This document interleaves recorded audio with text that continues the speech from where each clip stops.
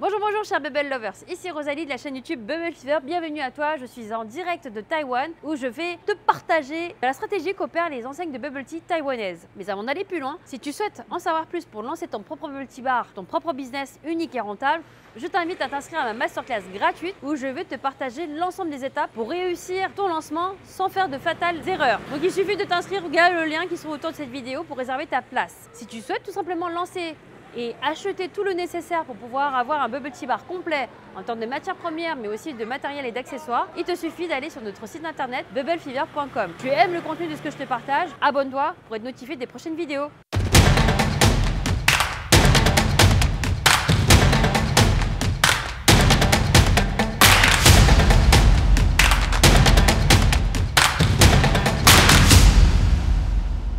Donc ce qui est fascinant avec le marché du bubble tea ici à Taïwan, c'est que tu te rends compte que l'ensemble de la qualité de ces enseignes sont toutes égales. En réalité, il y a véritablement un engagement super important sur la qualité de ces thés et les bubble tea bars ont tous finalement le même ancrage. Cette culture du thé fait partie de leur ADN. Là où ils vont se distinguer, c'est vraiment sur la valeur unique que chacune des enseignes va proposer pour se différencier. Et là, c'est fascinant. Je vais t'expliquer les 4 axes principaux que j'ai pu relever et qui permettent de faire cette différence-là au travers de ces différentes enseignes qu'on a pu observer ici sur ce marché à Taïwan. Le premier axe, c'est le thé.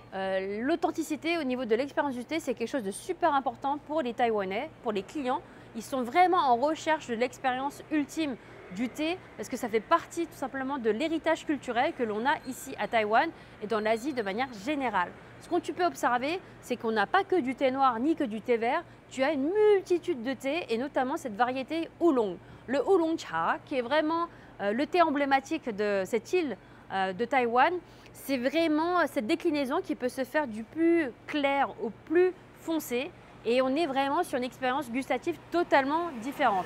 On peut aller sur des déclinaisons fruitées, des déclinaisons qui vont être un peu plus subtiles avec des mélanges de fruits, de parfums, d'herbes qui vont donner une expérience tout autre au bubble tea. Et là, pour le coup, c'est vraiment pour les initiés. Et ça, c'est assez fascinant.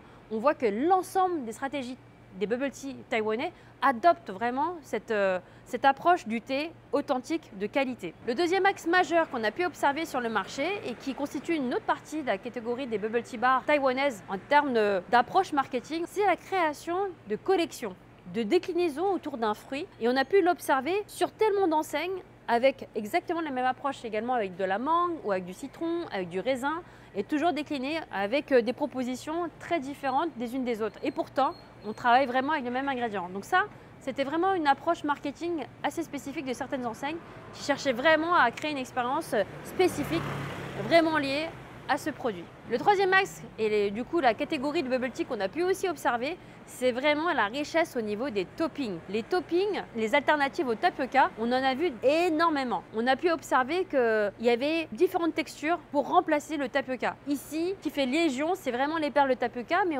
c'est toujours les textures qui vont avoir de la mâche. Et on va observer notamment des crystal balls. Les crystal balls qui sont faits à base de konjac. On a aussi pu découvrir des taro balls, donc toujours avec la patate douce, avec cette texture. On a aussi pu observer une texture plus soyeuse, plus douce, qui était vraiment les jelly, donc les grass jelly, qui sont à base d'herbes asiatiques, qui sont travaillées vraiment de manière à apporter une texture soyeuse dans la bouche et qui va vraiment changer l'expérience autour de cette boisson. Donc ça, c'est vraiment quelque chose de fascinant qu'on a pu observer. Et même dans les fruits, on va avoir des toppings à base de vrais fruits, donc comme les graines de passion, on va avoir des vrais morceaux de fruits. Donc ça, c'était vraiment quelque chose de très distinctif de certaines enseignes qui proposaient vraiment massivement ces toppings-là. Et contrairement au marché occidental, le popping n'existe pas du tout ici à Taïwan. Ce n'est vraiment que pour les westerns, quoi. Ce qu'on peut observer aussi maintenant en termes de quatrième axe, c'est vraiment le lait. Alors le lait, tu vas me dire, c'est surprenant et pourtant c'est quelque part une évidence. Parce qu'en Asie, on n'a pas la culture du lait. Le lait n'existait pas, le lait frais, et on travaillait plutôt avec le creamer. Le creamer qui est vraiment une alternative et qui est un substitut qui est fait à base de matières grasses végétales. Là, pour le coup, on est vraiment sur une culture du vrai lait frais qui s'est vachement développé ici en Asie, à Taïwan. On a pu l'observer de différentes coutures, donc on va le voir en différentes textures. Donc le lait frais authentique, on va aussi le travailler en yaourt, en texture yaourt dans les boissons, et on va aussi l'avoir en cheese cream, un peu comme un topping avec différentes textures. Voilà, je vous laisse découvrir les images. Nous voici à Tianjin, donc Tea qui est vraiment spécialisé dans le thé à la base, qui est une maison qui est fondée depuis 1953. Aujourd'hui, on est en visite et on va découvrir également leur concept. Comme tous les autres, ils ont aussi suivi le mouvement et ont décidé de rajouter les perles de tapioca à leur offre. Donc on va aller déguster justement cette maison aussi historique. Donc là, on va regarder leur offre. 我要知道你最好喝的珍珠奶茶是什么？这个是什么茶里面？ 它这个是红茶。 红茶. Donc il y a deux recommandations. On a pris le célèbre bubble tea, milk tea et le King's Oolong tea. On va tester. Ah, si c'est. Wow, très bon. Wow. Là, je retrouve le goût des bubbles que j'aime. C'est incroyable. Pour le coup, rien à dire. C'est des maxi, c'est 9,5 mm, donc je le sens, tu vois, ça roule dans ma bouche et tout, c'est trop bon. J'adore. Ensuite, on va goûter celui-ci.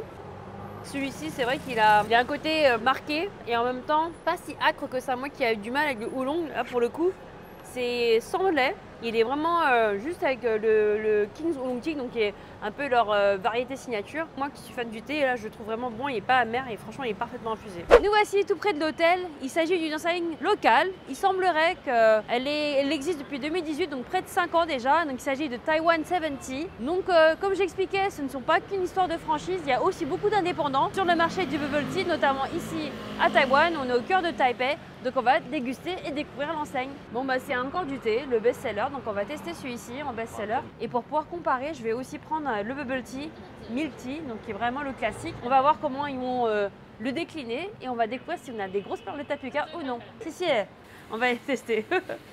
Oups.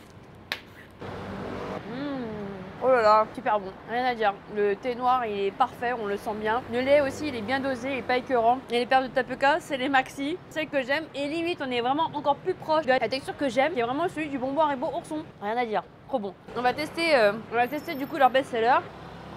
Oh, c'est du oolong cha. Donc encore un best-seller, c'est vraiment le thé trop bon. Donc nous voici dans une nouvelle enseigne qui s'appelle Long Jiao. Donc en français, c'est corne de dragon. C'est le nom de cette enseigne assez typique. Donc le dragon, c'est un animal très réputé et très symbolique qui tient à cœur aux Asiatiques de manière générale. Et donc c'est une enseigne qui existe depuis 2010 seulement. Donc on va tester de ce pas et découvrir un peu leur offre. Donc là, en fait, ce que j'ai regardé tout le temps en fait, par rapport à une enseigne, ce qui est intéressant, c'est le choix qu'ils décident de mettre en avant sur la carte. J'ai observé qu'il y avait le black tea, donc j'ai bien compris qu'à Taïwan, le thé, c'est vraiment un élément phare. Mettre en avant la spécialité thé, c'est vraiment un axe super important en termes de stratégie marketing.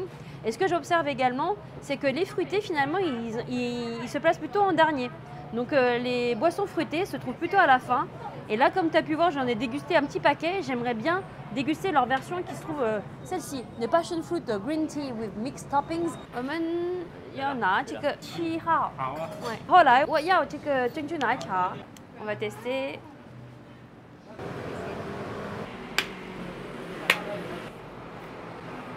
Super intéressant, super bon en termes de mélange. J'ai de la jelly, j'ai de la nata, j'ai les graines de passion, j'ai aussi des tapioca et j'ai aussi du crystal ball. Franchement, incroyable, très très bon. On va tester le milk tea. Donc, franchement, très très bon. Hein. Leur milk tea est super bon, il est très différent. Il y a une petite note torréfiée derrière ce thé noir. Et le mix taro ball avec du tapioca, c'est pas des tapioca noirs, mais c'est des tapioca qui sont clairs, très réussi. La proposition elle est parfaite. Nous voici maintenant devant l'enseigne Le Phare. On va découvrir.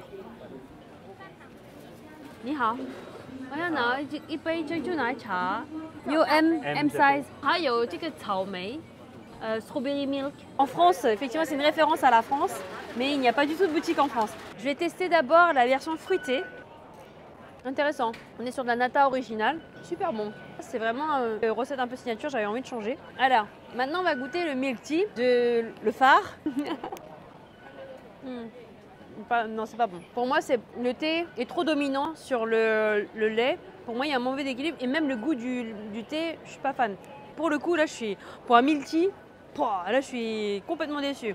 Par contre, pour la partie innovation, je pense que c'est là-dessus qu'ils essaient de travailler. Même le nom marketing de l'enseigne, c'est Le Phare. Donc, il y a un côté un peu exotique. Donc, je pense qu'ils mettent plus en avant vraiment les spécialités à base de fruits. Travaillent plus en fait leur côté créatif et je pense que ça explique aussi pourquoi je pense qu'ils se sont retirés du marché hongkongais. Nous voici devant l'enseigne Coco, qui est une enseigne qui est quand même très connue, très réputée et qui s'est même exportée à l'étranger. On est juste devant, on va tester. Là, ce qui est génial, c'est qu'on est vraiment sur un format hyper compact. Comme je le dis très souvent à mes élèves, vous voyez, dans un tout petit espace. Le côté incroyable de cette boisson, du bubble tea, c'est que tu peux vraiment produire dans des espaces super confinés à partir du moment où tu es bien organisé. 一杯珍珠奶茶，一杯这个1号。对。啊。Alors on va goûter. Trop sucré. Un best-seller, ça peut être vraiment bien, mais là, dommage. Au niveau des perles, c'est maîtrisé, la texture elle est bonne, mais au niveau de la robe, là, ça n'est pas du tout bon. Beaucoup trop sucré. Ah, c'est dommage. Alors maintenant, on va goûter le black tea. Donc c'était aussi leur best-seller. Très très bon. Franchement, pour celui-ci, il n'y a rien à dire. Et là, c'est Who's Tea Bubble Tea Bar. 你好，我有一个杯珍珠奶茶的杯。Regarde. Ça t'a coûté combien? Ça m'a coûté 65 yuan, donc ça représente près d'1,50 €. Ah, il est bon. Les perles, c'est les perles Thai Max Tea. Légèrement un poil mou pour moi, mais vraiment globalement très bien. Parce qu'elle n'est pas trop sucrée, le niveau de gaz a été vraiment bien maîtrisé. Et on sent bien le thé, pareil, l'équilibre thé-lait est parfait. Nous voici devant Huling Cha.